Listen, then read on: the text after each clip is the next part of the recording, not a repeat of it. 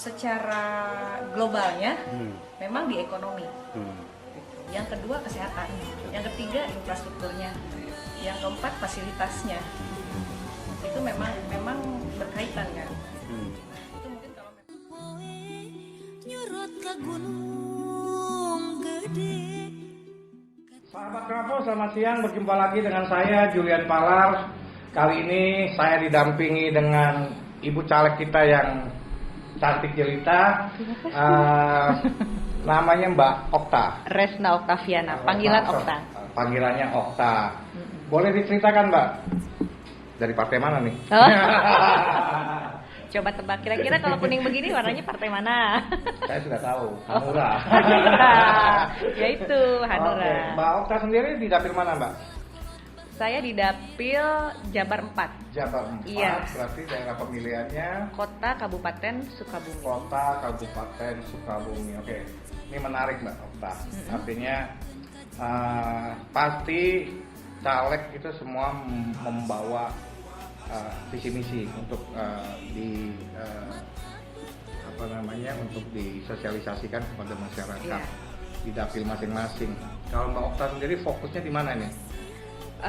Fokusnya, Untuk maksudnya visi misinya visi ini. misi. Oke, bicara visi misi itu umum sebetulnya ya. Ya. Semua calon-calon legislatif pasti mempromosikan visi misi yang hampir sama. Oke. Tapi bagi saya menjalani ini dengan mengalir apa adanya saja, mengikuti saja, Oke. mengalir lah istilahnya ya. Saya kebetulan di sini menjalankan program pencalegan ini dengan program saya sendiri yaitu Sabah Desa.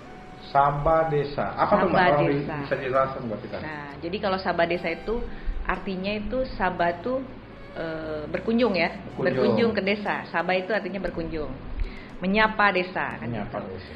Jadi saya di situ turun langsung ke desa-desa menemui para perangkat desa, di mana saya mengajak para perangkat desa atau kepala-kepala desa untuk kita eksplor cara kinerja mereka. Iya. Nah, kita eksplor potensi-potensi di setiap desa-desa yang ada di kota Kabupaten Sukabumi. Itu dengan program itu. Dan kebetulan program ini juga insya Allah kalau tidak berhalangan akan tayang di TV nasional juga. Oh, Iya. jadi ini kalau bentuk konkretnya seperti syuting di Iya, dari desa ke desa, betul. mengangkat potensi desa-desa Ya, tersebut. kebetulan tagline-nya Hanura sendiri kan berpihak kepada daerah nih. Oke. Nah, ini nyambung nih dengan program saya. Jadi membuat film. Iya. Seperti film Film pendek. dokumenter. Dokumenter. Iya. Oke, di setiap Tentang desa dengan potensi desa. apa potensi desa itu, bagaimana masyarakat itu dalam Betul. kehidupan sehari-harinya. Betul. Kalau Mbak Okta sendiri di Hanura sudah berapa lama, Mbak? Saya di Hanura ini sudah hampir 6 tahun kali ya. Wah, berarti sudah lama juga ya? Sudah. Oh, oke. Jadi di struktur di DPP atau? DPP. DPP. Kalau dulu saya di daerah ya. Oke. Saya dulu mencalonkan DPRD tingkat daerah Iya. di Kota Sukabumi. Oke. Nah, sekarang saya coba memberanikan diri gitu untuk maju tampil tingkat nasional. ke tingkat nasional gitu. Keren. Ya. Artinya kalau kita berbicara Sukabumi, Mbak, Kabupaten Sukabumi, saya beberapa kali berkunjung ke sana, Mbak Okta. Itu saya lihat kan ada beberapa sektor yang menonjol seperti pertanian, Iya. ya, wisata. Menurut Mbak Okta, dari sektor-sektor itu apa yang masih kurang? Nah, jadi kembali lagi ke program saya nih ya. Ah, Jadi saya di sini menjalankan program tidak sebatas berjudul program menyampaikan sesuatu kepada masyarakat, tapi saya coba terjun langsung ke semua desa yang saya datangi, semua desa yang ada di dapil-dapil Sukabumi, Oke. gitu. Contoh misalkan, dapil 1 itu misalkan ada 1 desa, Oke. dapil 2 ada 6 desa, misalnya. Dapil 3 ada 8 desa. Nah itu semua kita masuk semua, kita turun langsung ke desa-desa, kita pun menjadi bagian dari kehidupan mereka. Misalkan saya terlibat dalam mengeksplor dunia perikanan, misalkan nelayan. Kalau nelayan berarti kabupaten ya? Kabupaten. Pelabuhan Ratu. Nah, jadi saya juga mencoba menjadi kehidupan mereka. Kita beradaptasi menjalankan kehidupan kita sebagai nelayan gitu. Oh, ternyata di sini kendalanya. Terus ada lagi kita misalkan salah satu desa yang sifatnya ini potensinya ke pertanian misalkan. Oh, ternyata ketika kita terlibat dalam kehidupan mereka dalam mata pencahariannya bertani gitu ya. Oh, ternyata begini gitu. Rasanya begini. Jadi apa yang kita rasakan langsung, apa yang kita lihat langsung, apa yang kita dengarkan langsung, baru kita bisa berpikir kan. Ini jadi, harus gimana ya? Jadi totalnya sudah berapa desa yang Anda turun ini? Lumayan banyak. Ada target 1 hari 2 desa, 3 desa atau bagaimana? Kita untuk menyelami desa itu butuh waktu 2-3 hari. Per desa? Per desa. Berarti Anda stay di desa itu 3 hari? Iya. Jadi kita melihat ternyata potensi mereka tuh luar biasa ya gitu. Dan ternyata di setiap desa yang saya datengin ini banyak juga potensi-potensi yang memang belum tereksplor, belum terekspos juga gitu.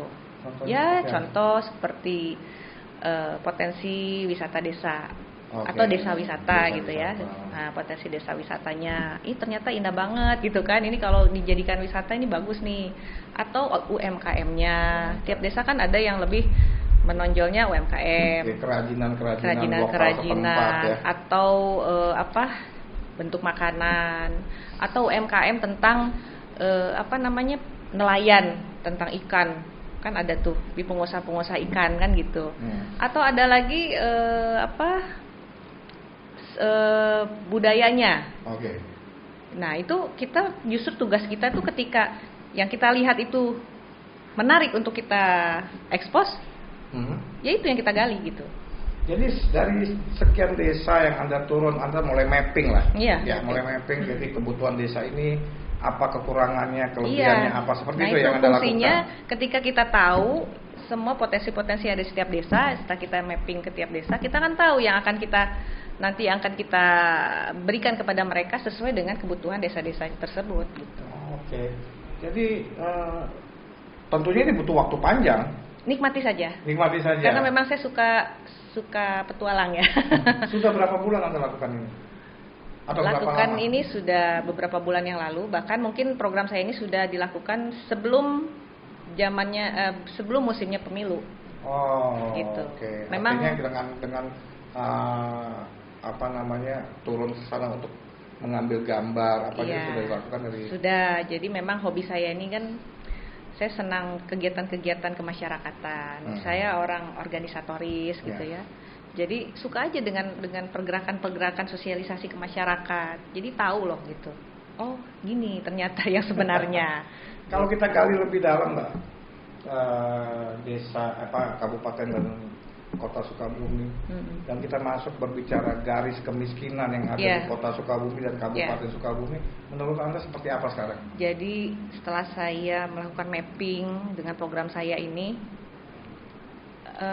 ternyata dampak dari faktor ekonomi ya terutama ya, dampak dari garis kemiskinan mereka itu tidak hanya kepada cara dia menyesuaikan pola hidup, tapi ternyata mental masyarakat tuh kena juga gitu. Banyak ODGJ yang memang di sela-sela masyarakat tuh ada aja nyempil ODGJ hanya karena faktor ekonomi. Jadi ODGJ itu disebabkan oleh kemiskinan dan dia putus asa gitu. Bahkan saya suka banyak diskusi juga dengan kades setempat ya, dengan para kepala desa setempat. Saya bilang ini kira-kira ketika menemukan penduduknya seperti ini, kira-kira ikut turun nggak nih kepala desanya gitu, ikut memberikan solusi nggak gitu. Terus apa yang mereka lakukan? Ya masih ada beberapa perangkat desa yang memang butuh arahan mungkin ya, karena mereka juga belum tahu harus gimana kan. Apa terjadi pemasungan begitu? Tidak sih. Tidak ya. Cuman sepertinya dibiarkan aja gitu. Jadi seperti ada kehidupan masing-masing lah gitu ya. Yang sudah mengalami gangguan mental dengan kita yang masih sehat-sehat. Tapi itu banyak, jumlahnya banyak. Dari setiap desa pasti ada atau bagaimana? Rata-rata ada, selalu ada ya. Setiap desa ada. Ya, makanya saya juga ingin bertanya sebenarnya dalam hati saya gitu. Kira-kira pemerintah peka nggak sampai sana gitu. Anda tidak berkoordinasi dengan instansi terkait, Dinas Kesehatan Sukabumi, ya, data penanganannya itu? Sempat saya melakukan itu. Tapi ya itulah bagian dari saya, motivasi saya kenapa saya juga nekat dan memberanikan diri untuk mencalonkan wakil rakyat gitu ya. Mudah-mudahan dengan saya yang membawa sendiri gitu bisa sampai gitu. Ya. Artinya Anda sudah bertekad untuk siap melayani masyarakat, terutama di dapil Anda Jawa Barat. Betul. Lebih skop lagi, lebih kecil lagi adalah Kota Sukabumi dan Kabupaten Sukabumi. Iya. Dan pasti permasalahan sana sangat besar. Atau landai-landai saja. Apanya tuh? Di tengah-tengah masyarakat itu ada kekurangan-kekurangan yang cukup mencolok dan artinya itu menjadi isu di tengah masyarakat yang seperti Anda turun dari desa. Oh Pak, kami contohnya nih ya, Pak, Bu, kami kelaparan. Karena kami kelaparan, ya, contohnya seperti itu. Ya. Atau memang tidak ada sama sekali. Apa permasalahan yang paling menonjol di masyarakat di Kota Iya, Sukabumi? yang paling menonjol yaitu satu adalah tenaga kerja, ya, kekurangan lapangan kerja. Artinya tingkat pengangguran tinggi. Ya, tingkat pengangguran tinggi. Yang kedua yaitu garis kemiskinan ya. Ya tentunya itu berkaitan. Pasti berkaitan, yaitu. Kalau tidak kerja pasti miskin kan itu. Itulah. Jadi memang harus banyak butuh wawasan yang harus dimasukkan ke Jawa Barat nih sebenarnya. Wawasan baik itu bentuk pelatihan atau apalah, bentuk lapangan kerja lah istilahnya ya. Makanya artinya kalau saya tahu kan begitu banyak pabrik ya di sana ya. Iya. Sepanjang jalan Sukabumi, Betul. sepanjang jalan Cianjur sana kan banyak pabrik, apa itu masih kurang? Ya, kan kita tidak bisa mengandalkan itu ya. Setidaknya kita itu melatih membentuk masyarakat itu menjadi sosok entrepreneur. Ya. Bisa artinya dengan berkarya sendiri, dengan kreativitas bisa UMKM lah, uang. membuat satu bentuk UMKM kecil ya gitu. Nah itu kan rasanya lebih mengena buat mereka gitu. Tapi kalau hanya sebatas buruh, ketika pabrik itu tutup mau bagaimana gitu, Ya. kendalanya. Dan itu Anda lakukan dari desa ke desa untuk melatih mereka menjadi wirausaha. Ya, yang saya bisa saya lakukan. Oke. Apa yang saya bisa saya lakukan. Tapi kalau memang saya ingin tapi saya tidak mampu, saya coba cari cara bagaimana gitu. Cari solusi lah. Artinya ya nggak semua caleg melakukan hal yang sama seperti Anda dari desa ke desa itu kan yang saya baru dengar itu baru 2 orang. Gitu ya. Oh, seorang lagi ada ya? Ada. Ya kan? Jadi artinya itu kerja yang tidak mudah karena langsung bersentuhan dengan masyarakat dan melihat. Jadi era pemimpin sekarang juga era belusukan ya, artinya tidak mengajarkan kita untuk duduk di belakang meja. Dan kita mulai ini saya rasa Mbak Okta sudah melakukan hal dengan turun ke bawah ini. Tentunya Anda punya data yang nggak main-main setelah Anda turun. Ya, saya pegang data itu semua. Pegang data itu Pegang semua. data. Jadi dari data itu nanti baru Anda tentukan program Anda atau seperti apa? Karena kita bergerak tanpa ada data pemetaan nih susah juga mau kemana kita gerakan gitu. Ya, artinya. Ya tentunya kita harus susun dulu nih. Kira-kira mana yang harus kita dahulukan nih dari data tersebut. Ketika data sudah kita pegang, baru kita lakukan mapping. Okay. Ini mana yang harus lebih prioritas kita datangin nih. Jadi dengan Sabah desa itu, Anda sudah mendapatkan data sehingga Anda bisa bergerak sesuai kompas yang dari data-data Anda itu. Betul. Jadi tingkat keresahan masyarakat, tingkat permasalahan di masyarakat Anda sangat memahami tentunya ya. Insya Allah. Insya Allah.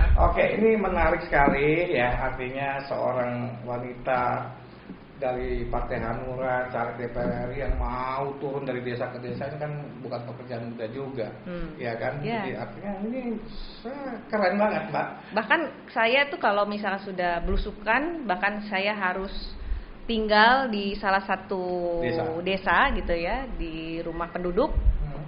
Ya saya mengikuti cara dia menjalankan kehidupan sehari-hari. Beradaptasi kita ikut, misalnya kalau dia memang kehidupannya bertani, kita ikut ke kebunnya. Terus cara dia menjual satu produknya yang sudah dia olah tuh, ya kita ikutin. Misalkan dunia kemarin di daerah Pelabuhan Ratu ya, itu nelayan. Nah kita ikut juga. Ikut turun melaut atau ikut sampai cari ikannya, sampai ini ikan mau dikemanain kan gitu. Saya ikuti dulu gitu kan. Saya ikuti dulu. Ini ikan dikemanain? Oh ke sini. Oke dari sini kira-kira lancarnya berapa persen nih kan gitu. Jadi ikut melaut dengan mereka. Iya kita ikut. Nggak mabuk laut gitu. Alhamdulillah dikasih kekuatan sama Allah nih.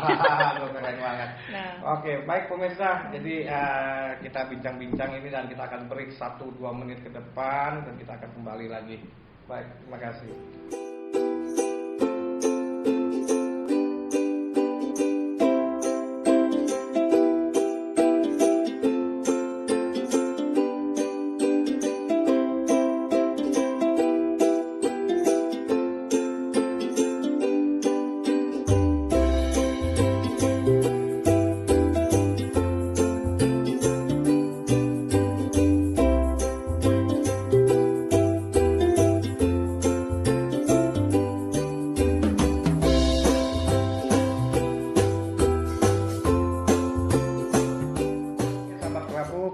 Bersama kita masih dengan Teh Okta yang cantik, seorang caleg dari Terima Jawa kasih. Barat, Sukabumi, ya kan?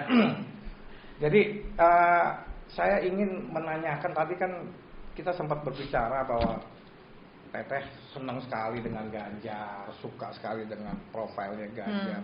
Apa sih yang membuat Teteh sampai seperti itu? Aduh, apa ya, terlalu banyak sebetulnya yang saya Kalau suka dari dia. kalau ibu-ibu biasa, ganteng banget, itu udah lumrah banget.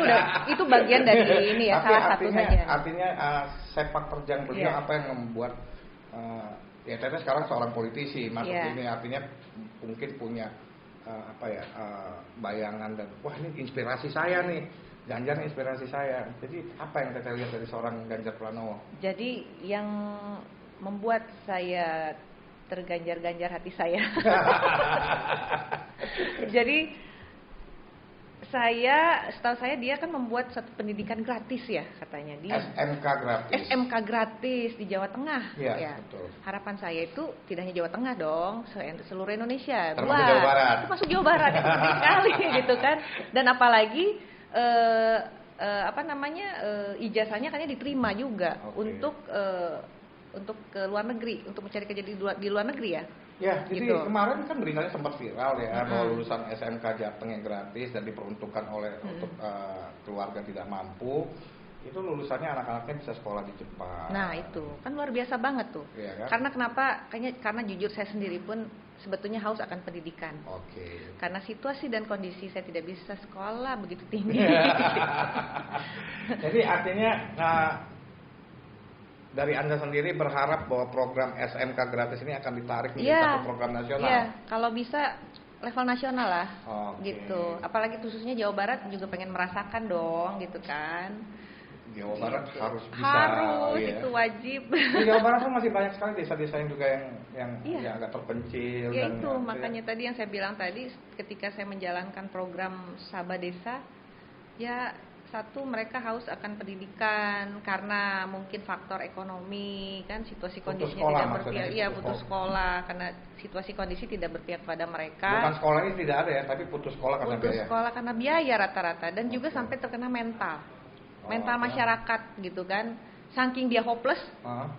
Udahlah pemerintah rasanya tidak mikirkan mereka, kan itu perasaan mereka sebetulnya. Nah terus siapa bagian supaya kita tahu mereka tersampaikan keluh kesah mereka? Ya tugas kita dong. Kita ini kan pelayan rakyat toh. Jadi artinya calon pelayan rakyat. Artinya melayani. Melayani. Profesi sebelumnya apa Teh? Aku profesi sebelumnya. Ya aku mah hanya sosok figur ibu rumah tangga. Tapi memang saya suka berkegiatan berorganisasi. Artinya ini baru pertama kali mencalonkan Tidak sih. Oh, tidak. Saya mungkin sekarang ketiga ya. Ketiga. Dan juga saya juga senang melakukan kegiatan-kegiatan ke masyarakat dan sosial. Jadi gak tahu kenapa hati saya terketuk tuh, rasanya sensitif banget kalau bicara urusan masyarakat melayani. gitu ya, melayani tentang yang sifatnya ini tuh sensitif banget saya gitu.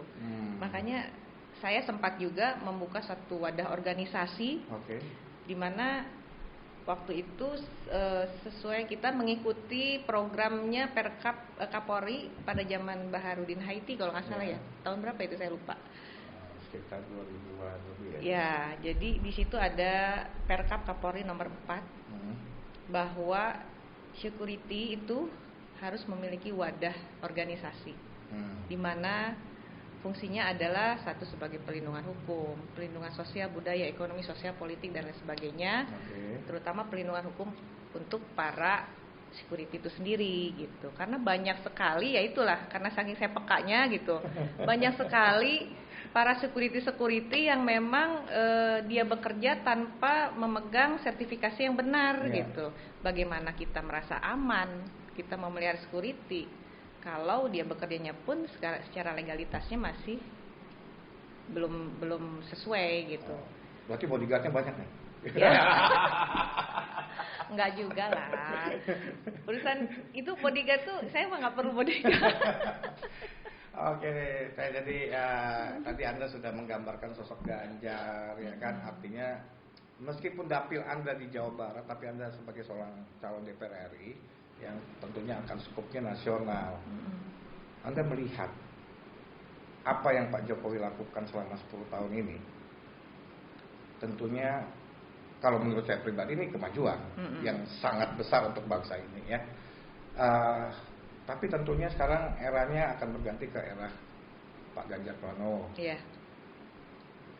Apa menurut Anda harapan yang akan Anda ingin Pak Ganjar lakukan di 5 tahun akan datang? Yang jelas harapannya ketika Pak Ganjar melakukan program tentang ketahanan pangan ya, ketahanan pangan. Terus apalagi tentang apalagi hilirisasi. Apa? Hilirisasi. Ya intinya semua sih kalau bisa juga gitu kan. Kembali kepada pengalaman saya dulu ketika saya memimpin satu organisasi. Ya kalau bisa Pak Ganjar pun turut memikirkan para pelaku tenaga kerja yang sifatnya bukan menetap ya, seperti outsourcing gitu ya. Outsourcing. Nah, itu bagaimana tuh kira-kira?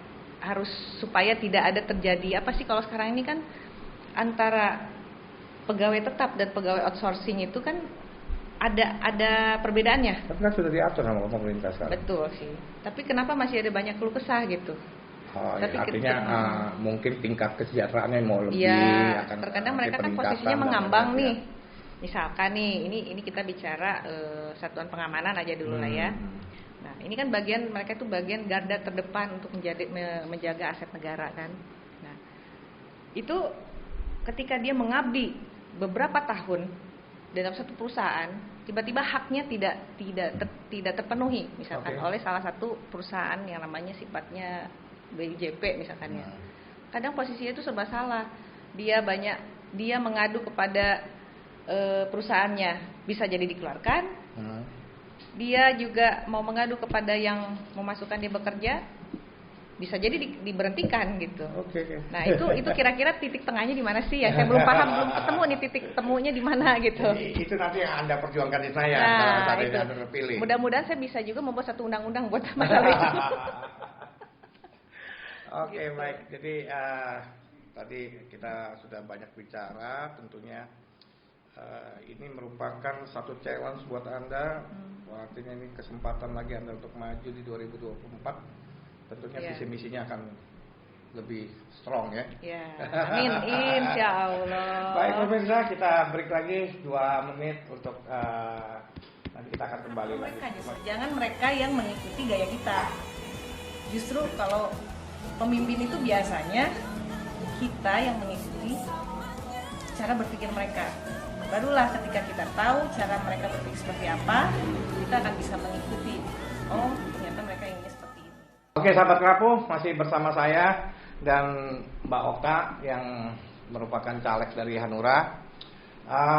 Tadi kita bicara banyak mengenai Jawa Barat, Sukabumi khususnya, ya kan?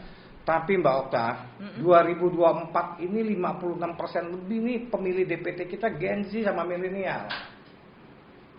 Mbak Okta sendiri apakah bersentuhan dengan mereka? Oh iya. Karena kalau saya lihat nih rata-rata ini Gen Z ini kan swing voters ya. Iya. Jadi ya kita tugasnya harus meyakinkan dia supaya pilihannya benar-benar terkunci. Oke. Kan gitu. Nah, jadi kalau bicara Gen Z, saya juga mau nanya nih, apa semua mau dibilang Gen Z gitu kan? Oh, Gen Z kan ada batasan umur Nah, ya, itu.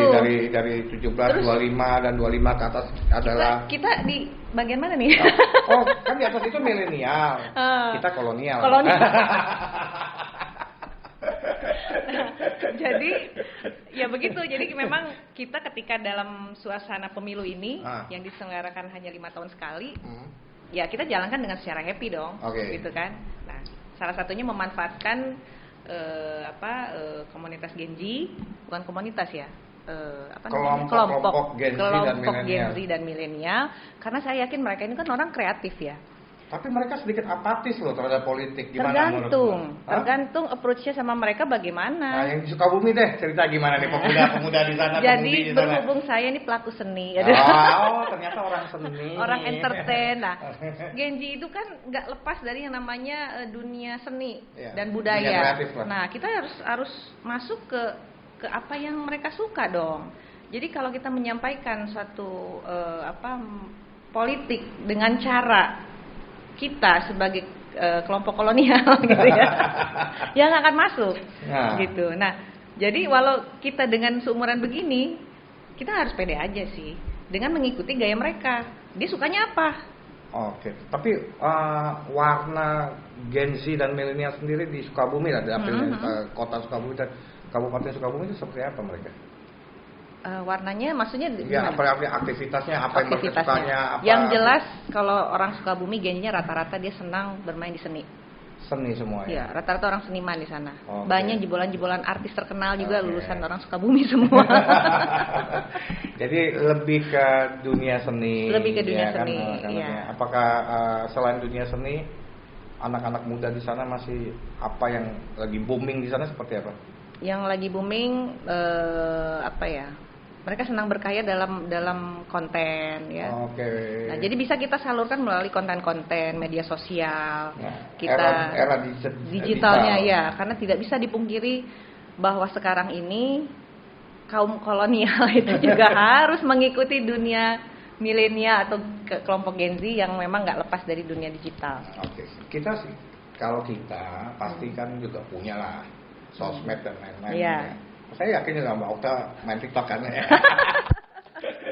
Senang, soalnya umur bisa lebih muda. Oh gitu ya, dengan filter yang bermacam-macam gitu. Dengan filter yang macam-macam. Ya ini kan satu kelompok masyarakat Gen Z ini kami sudah pernah melakukan berbagai cara pendekatan. Tapi rasanya belum maksimal. Gitu ya. Apakah di Sukabumi atau Jawa Barat sana lebih gampang atau ada ketemu kendala-kendala juga selama pendekatan dengan kelompok mereka? Kendala itu pasti ada ya, karena kan nggak semua kita disamaratakan atau dibabat ratakan bahwa apa yang kita mau harus mereka mengikuti apa yang kita mau, itu nggak mungkin. Ya tentunya yaitu pentingnya kita terlibat langsung, turun menjadi mereka gitu. Jadi kita tahu gitu. Karena tanpa kita tidak melihat dari helikopter view lah ya istilah kita nih, kita percuma nggak akan bisa tahu. Tapi kalau kita masuk terus ke bawah, ternyata gitu. Ikut beraktivitas dengan mereka. Kita nggak bisa sebagai. Dan itu Anda lakukan misalnya? Iya. Dengan semua bidang kita lakukan itu. Jadi artinya berkomunikasi, terus keseharian dan lain-lain. Dengan kaum Gen Z, dengan kalangan misalkan para kelompok Gen Z yang sifatnya misalkan ada tuh orang seniman yang suka hobinya, saking dia hobi nyanyi, dia iseng jadi pengamen misalkan gitu ya. Sebetulnya bukan karena dia nyari duit, dia tuh hanya butuh pelampiasan, terus butuh dikasih jatah panggung aja buat dia tampil sebetulnya gitu kan. Dan itu banyak di Sukabumi. Banyak. Nah, itu kita rangkul juga semua. Dan kita simpulkan, ini orang harus terus diberi ruang. Karena anak-anak muda itu jujur aja tidak seperti kita ini, kita kan cepat lelah ya dalam berpikir, ide, konsep tidak bisa berkembang secara seperti apa kaum anak muda sekarang kan. Kalau anak muda itu kan lebih kreatif lebih fresh, pemikiran, ide, gagasan. Dia masih mau terus mengasah pikirannya untuk menjadi lebih pintar lagi kan gitu. Oke. Jadi kita sepakat bahwa Gen Z juga harus melakukan edukasi politik ya Mbak? Betul. Hah? Anda melakukan itu juga terhadap Gen Z?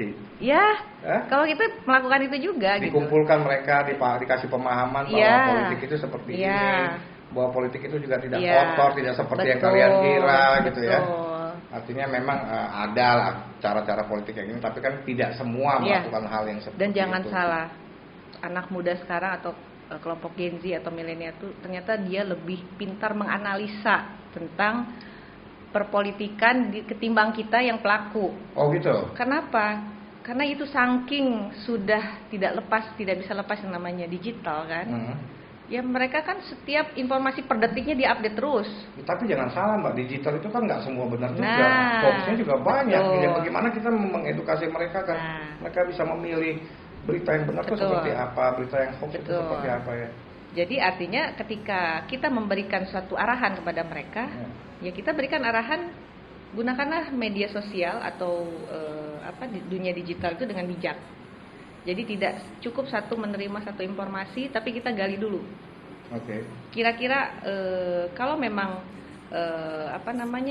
rating beritanya lebih banyak, berarti itu benar gitu kan. Tapi kalau cuma sekali-sekali itu hoax gitu kan. Seperti itu. Anda juga melakukan kampanye digital. Ya. Tim kampanye Anda melibatkan Gen Z dan milenial juga? Iya tentu, karena mereka yang lebih kreatif. Kalau kita gaptek orangnya jujur aja. Wah, ya artinya caleg kreatif ini.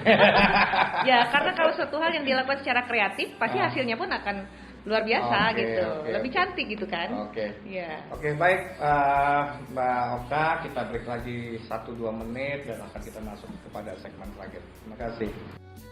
Sing saja manuges minum caina.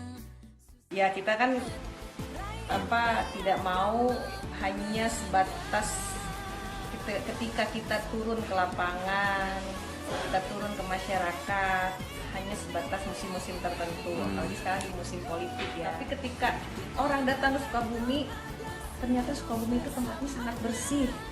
Ternyata Sukabumi itu warganya sangat ramah.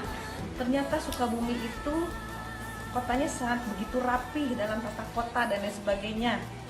Apalagi UMKM-nya. Baik, sahabat Kerapu, kembali lagi bersama saya dan masih ditemenin dengan Ibu Caleg kita yang cantik ini. Kita sampai di segmen terakhir. Biasanya pada segmen ini kita memberikan waktu ruang. Tadi kita sudah mendengarkan begitu panjang penjelasan apa sih tujuan Ibu Okta ini datang untuk ke Senayan, ya deh. Artinya kita sudah bisa melihat apa yang ingin beliau perjuangkan. Mbak Okta, silakan. Biasanya di segmen terakhir ini kita memberikan ruang untuk Mbak Okta melakukan closing statement, Mbak. Waktu nggak, Mbak? Jadi begini, pesan saya berkomitmen mengelola yang namanya perbedaan. Ini yang tidak dimiliki oleh pemimpin-pemimpin perempuan di saat ini. Saat saya terpilih nanti, saya sudah milik masyarakat, khususnya masyarakat Jawa Barat. Dengan poin tersebut, saya tidak ada embel-embel. Itu aja. Keren, Mbak. Artinya ini Mbak Okta caleg nomor 2. Saya doakan, Mbak, semoga semua perjalanan pencalekan ini berjalan dengan baik, lancar, Amin. sehingga Mbak nanti terpilih bisa mewakili masyarakat Jawa Barat di Senayan nanti. Amin. Dan pemirsa, kita akan berjumpa lagi pada episode berikutnya, tentunya dengan tokoh-tokoh politik, tokoh-tokoh nasional dan para teman-teman politisi yang akan berbicara banyak mengenai ponco rambut putih. Terima kasih, selamat siang, sampai jumpa.